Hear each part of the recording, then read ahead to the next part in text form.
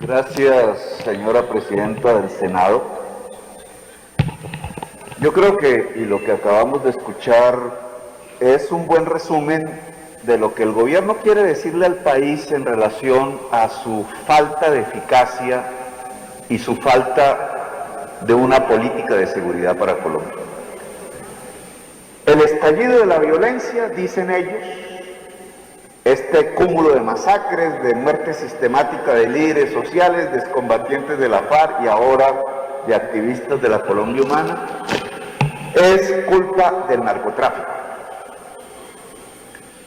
El narcotráfico ha crecido en Colombia porque crecieron los cultivos ilícitos de los campesinos. Por tanto, la solución es fumigar, para que se achique los cultivos ilícitos de los campesinos. Esa es su política de seguridad. Hecha durante 40 años, es un soberano y profundo fracaso. Simplista, y refleja esa ausencia de política de seguridad un hecho. Es que en el proyecto político que hoy gobierna Colombia, y que viene gobernándola realmente durante todo este siglo, con la excepción de 4 años de Santos, ese proyecto político construyó su política de seguridad alrededor de la destrucción de las FARC, militarmente.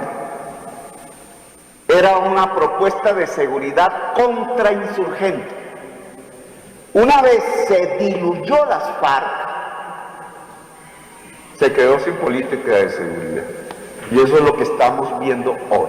No la tiene. Y sin embargo, la violencia hoy es quizás peor que como comenzó el siglo XXI.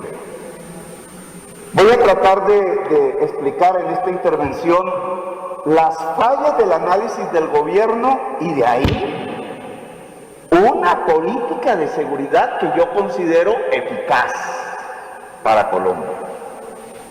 Primera falla: al hacer gravitar la acción del gobierno en la destrucción de cultivos ilícitos, cayó en la política más fácil, la de los burócratas gringos y los burócratas colombianos sentados en escritorios mirando satélite, fumigar los cultivos de hoja de coca con glifosato.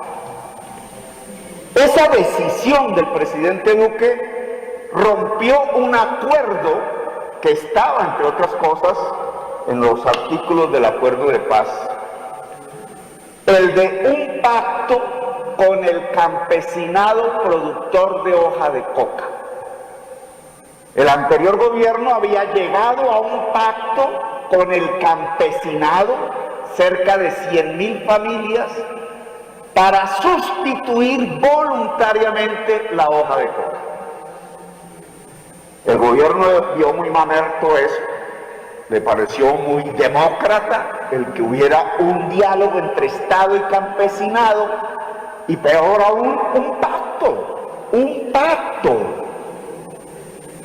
Y entonces decidió a la fuerza erradicación y ahora propone glifosato, como siempre en las últimas décadas. ¿Qué pasa con la ruptura de ese pacto? Y esto es lo que quiero analizar a profundidad. Rompió un pacto con el campesinado, 100.000 familias. Esas 100.000 familias es la población que está ubicada en unas regiones específicas que coincidan hoy con las masacres. Cuando rompe el pacto con el campesinado, lo que rompió fue una alianza entre pueblo y Estado. Y resulta que lo que legitima al Estado es precisamente el pueblo, la ciudadanía. Dejó a esa ciudadanía sin Estado.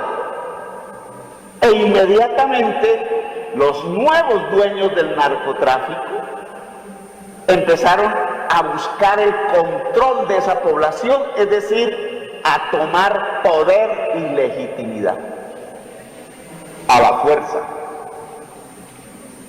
La violencia, lo que está detrás de la masacre, no es simplemente el narcotráfico, sino el hecho de que el Estado, a motu propio, por decisión de Duque, le entregó el pueblo a la mafia.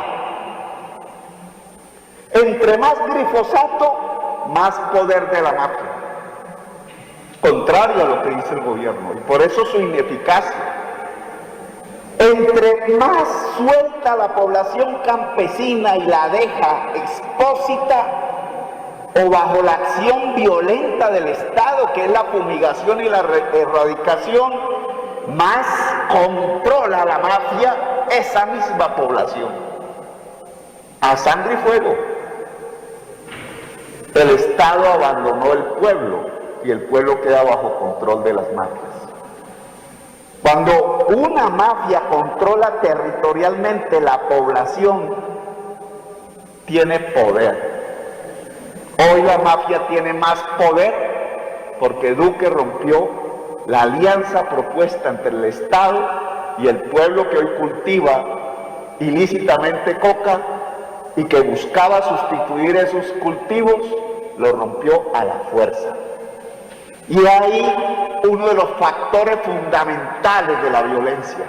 Le entregó el pueblo a la mafia, empoderó a la mafia y la mafia está matando más. Segundo elemento que quiero aquí discutir con la ciudadanía poca que nos ve. Hay un segundo factor que está recrudeciendo la violencia en Colombia. El discurso del gobierno en contra del proceso de paz. Hacer trizas el proceso de paz, decía Sanguino. Ese discurso obviamente hace apretar gatillos. Cuando el Centro Democrático atacó a FECODE, a la semana siguiente empezaron a matar maestros.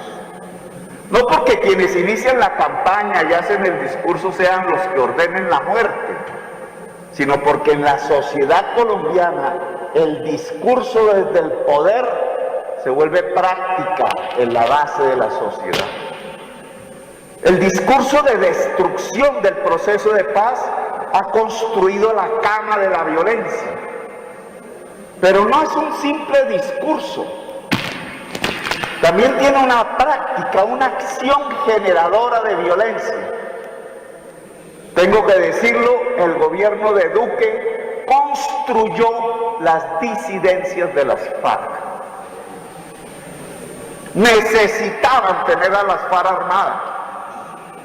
Su proyecto político se debilitaba si no había insurgencia. ¿Por qué? Porque toda su política de seguridad se había construido alrededor de la contrainsurgencia.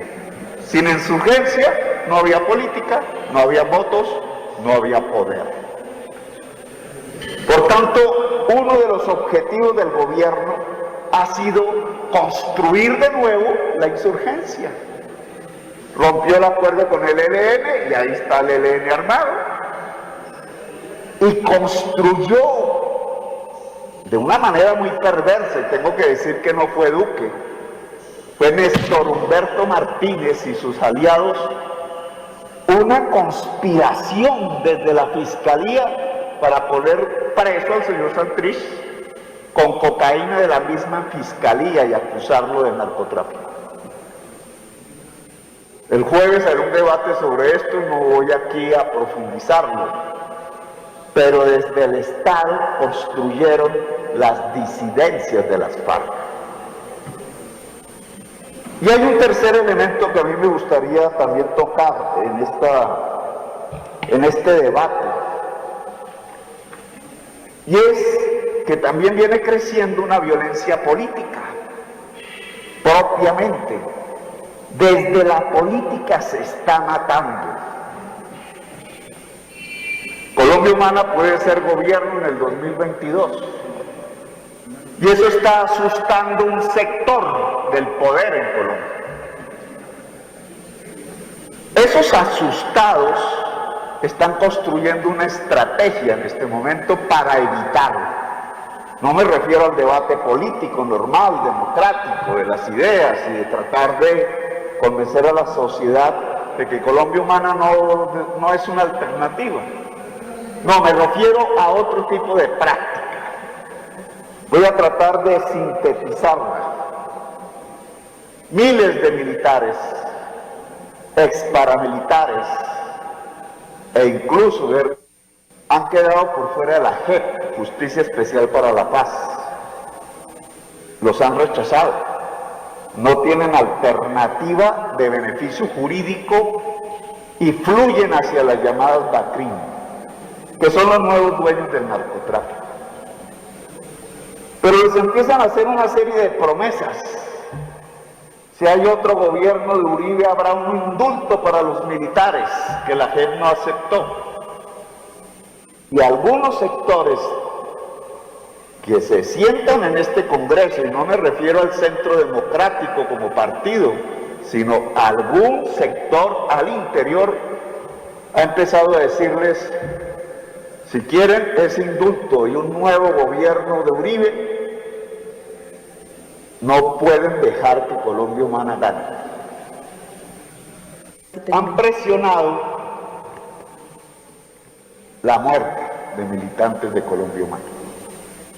Y ese es un nuevo sector de la violencia que empieza a aparecer en Colombia. Yo terminaría esta intervención como vocero de Colombia Humana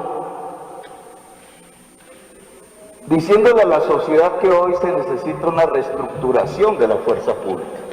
Con un ministro de Defensa con aspiraciones presidenciales que se dedica a la politiquería, no tengo el tiempo del ministro, pero no hay estrategia, no hay política de seguridad. La fuerza pública está abandonada en Colombia, sus cúpulas en la corrupción.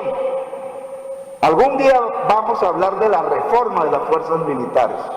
Yo pienso que los sargentos del ejército deberían incidir en quiénes son los generales. Yo pienso que la fuerza pública debe pasar por la educación superior y ser profesional. Yo pienso que la fuerza pública hoy sí puede tener una estrategia si somos capaces de construir una política de seguridad eficaz.